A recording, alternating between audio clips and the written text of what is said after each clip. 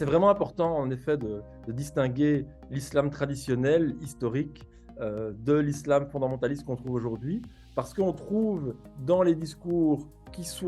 émanent de cet islam fondamentaliste, ou qui soient des discours médiatiques, politiques, ou de la doxa populaire à propos de l'islam, on trouve l'idée que l'islam traditionnel est l'islam fondamentaliste, ou plutôt que l'islam fondamentaliste est l'islam traditionnel. Et donc il y a ce qu'on appelle souvent l'essentialisation de l'islam. C'est un enjeu que l'on retrouve à la fois chez les fondamentalistes eux-mêmes, qui vont essayer de définir l'islam d'une façon qui est la seule valable pour eux et de s'approprier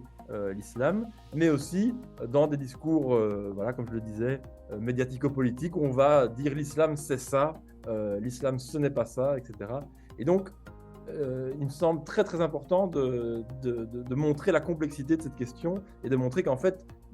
l'islam fondamentaliste auquel on a affaire aujourd'hui,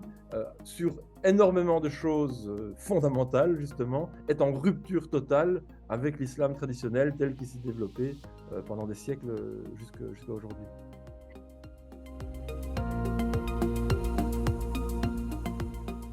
Très important de comprendre que ce qui caractérise justement l'islam traditionnel, dans tous ses aspects, que ce soit les aspects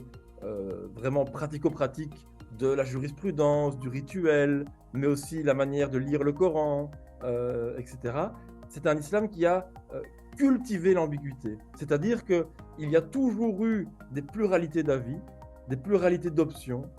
des pluralités de manières de vivre l'islam, et que cet islam traditionnel a utilisé cette pluralité et cette ambiguïté de la norme, cette ambiguïté de la vérité ultime, entre guillemets, comme moteur de son développement. C'est ce qui lui a permis de toujours se réinventer, de s'adapter dans différents contextes, etc., et de produire toute une pensée, toute une culture islamique qui se décline de bien des manières. Et donc l'ambiguïté est vraiment ce qui caractérise le mieux cet islam traditionnel, là où justement l'islam fondamentaliste veut absolument couper toute ambiguïté et affirmer qu'il n'y a qu'un seul islam, qu'il n'y a une seule manière de le pratiquer, qu'il y a une seule règle qui vaut, les choses sont soit haram, soit halal, il n'y a pas d'ambiguïté justement entre ces catégories, etc. Et donc l'islam fondamentaliste actuel est vraiment à l'opposé de cette culture de l'ambiguïté, et en cela il est en rupture avec l'islam traditionnel.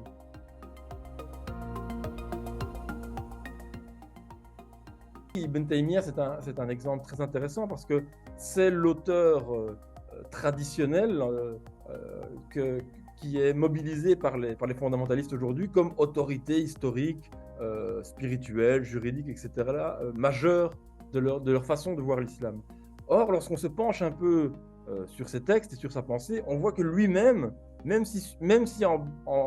sur bien des aspects, il était un petit peu aux marges de cette tradition, c'est-à-dire qu'il a été marginalisé à sa propre époque parce qu'il était justement trop radical sur certaines positions. Il n'empêche que lui-même est le fils de son temps, est en plein dans cette culture de l'ambiguïté, et qu'on trouve sur des choses extrêmement importantes, que ce soit la notion de la mécréance, de l'apostasie, des questions dont on sait qu'elles ont qu'elles ont des effets dramatiques aujourd'hui, qu'elles ont des applications dramatiques. On trouve qu'en fait dans ces textes il est extrêmement ambigu, qu'il va dire une chose et son contraire selon une fatwa ou l'autre, etc. Et que en ça il exprime la réalité de l'islam de son époque, qui est le XIVe siècle, et que même un auteur comme lui, qui est déjà la source de ce fondamentalisme, en fait il est lu aujourd'hui par les fondamentalistes d'une manière encore plus fondamentaliste que lui l'était, c'est-à-dire qu'ils vont prendre un seul avis et dire c'est ça son avis, alors qu'en réalité il y a plusieurs avis, même chez quelqu'un comme Ibn Taymiyyah, qui pourtant est connu pour sa volonté de rigueur, sa volonté d'imposer une vision assez univoque de l'islam.